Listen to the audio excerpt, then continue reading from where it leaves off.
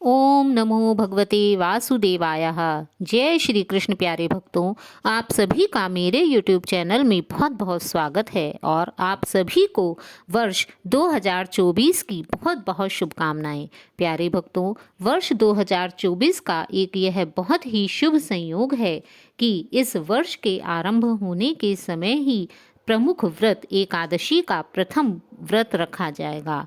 तो आइए बात करते हैं वर्ष 2024 में पड़ने वाले पौष मास के कृष्ण पक्ष की एकादशी के व्रत के विषय में कि यह व्रत कब रखा जाएगा, इसका शुभ मुहूर्त क्या है, किस दिन हमें इसे करना है, इसके पारण समय क्या है तथा इसका पूजन किस प्रकार करें और इस व्रत को करने से क्या लाभ हैं। प्यारे भक्तों, साल 2024 का यह पहला व्रत एकादशी का होगा, जिसे हम सफला एकादशी भी कहते हैं।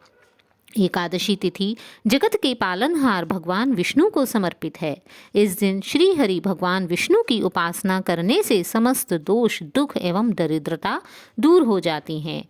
धन और सौभाग्य की प्राप्ति के साथ ही सफला एकादशी का व्रत हर कार्य में सफलता को प्रदान कराने वाला है।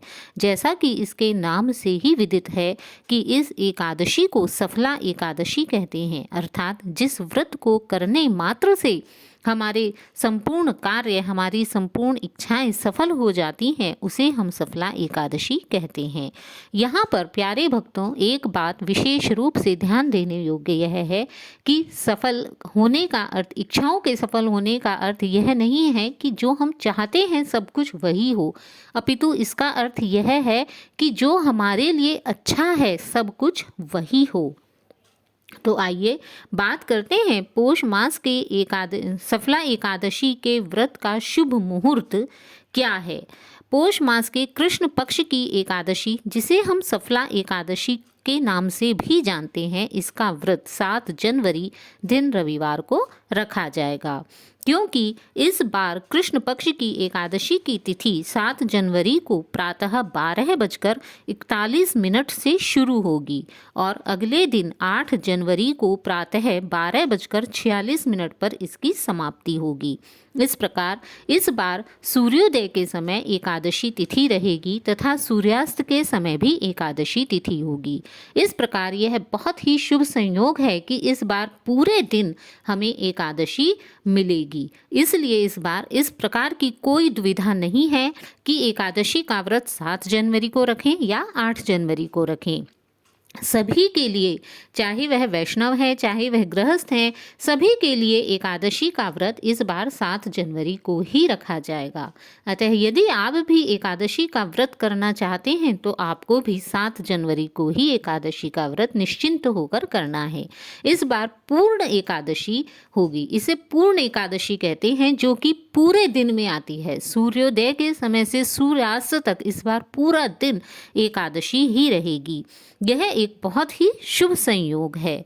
इसलिए इस एकादशी के व्रत का इतना अधिक प्रभाव है कि 1000 अश्वमेध यज्ञ करने के समान ही इस व्रत को करने से फल प्राप्त होता है। जिस प्रकार सभी प्रकार के यज्ञों में अश्वमेध यज्ञ सर्वश्रेष्ठ माना जाता है, उसी प्रकार सभी व्रतों में एकादशी का व्रत भी सर्वश्रेष्ठ माना जाता है। उसके साथ ही यदि यह एकादशी का व्रत पूर्ण एकादशी के रूप में हमें मिलता हो तो इसका और भी अधिक प्रभाव हो जाता है। तो इसलिए इस बार पौष मास के कृष्ण पक्ष की सफला एकादशी का व्रत करना आप बिल्कुल ना भूलें। और यदि आप किसी कारणवश यह व्रत नहीं भी कर पाते हैं तो इस दिन भगवान श्री हरि विष्णु की पूजा उपासना अवश्य करें। अब बात करते हैं सफला एकादशी व्रत के पारण समय की। सफला एकादशी व्रत का पारण 8 जनवरी 2024 को सुबह 6:39 से 8:59 अर्थात 9 बजे के बीच में ही किया जाएगा। यानी इसका पारण समय में बहुत ही शुभ समय में है। सुबह नहा धोकर आप इसका पारण सुबह 9 बजे तक कभी भी कर सकते हैं, क्योंकि इस दिन पूरे दिन द्वादशी रहेगी, सोमवार के दिन। अब आइए बात करते हैं सफला एकादशी का व्रत करने का इतना अधिक महत्व क्यों है। क्योंकि माना जाता है कि यह व्रत करने से मनुष्य के सभी कार्य सफल हो जाते हैं, इसीलिए इसे सफला एकादशी कहते हैं। किसी भी मनुष्य को 5 सहस्त्र वर्ष तपस्या करने से जिस पुण्य फल की प्राप्ति होती है, यदि वह श्रद्धा पूर्वक एकमात्र इस व्रत को कर लेता है तो उसे उन सारे पुण्यों की प्राप्ति हो जाती है। भगवान श्री हरि विष्णु उस पर बहुत अधिक प्रसन्न होते हैं तथा अंत में उसे अपना लोक एवं अनंत भक्ति प्रदान करते हैं। इसलिए हमें सफला एकादशी के दिन प्रातःकाल स्नान करके व्रत का संकल्प लेकर भगवान को धूप दीप फल पंचामृत इत्यादि जो भी आपके पास हो वो सब चीज़ें समर्पित करनी चाहिए।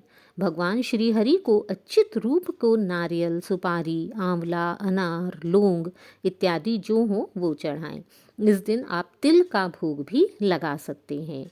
इस दिन रात्रि में जागरण करें, श्री हरि भगवान विष्णु का भजन करें, उनका जो भी मंत्र आपको आता हो, ओम नमो भगवते वासुदेवाय हरे कृष्ण या अन्य विष्णु सहस्त्र नाम, जो व्रत आपको आता हो, जो नाम आपको आता हो, जो मंत्र आपको आता हो, भक्ति पूर्वक उसका रात्रि में जागरण करें, उसका सिमरन करें।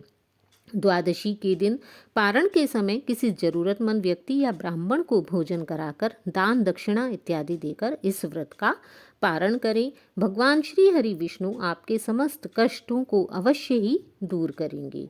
तो प्यारे भक्तों, श्री हरि विष्णु आपके ऊपर अपनी कृपा बनाए रखें।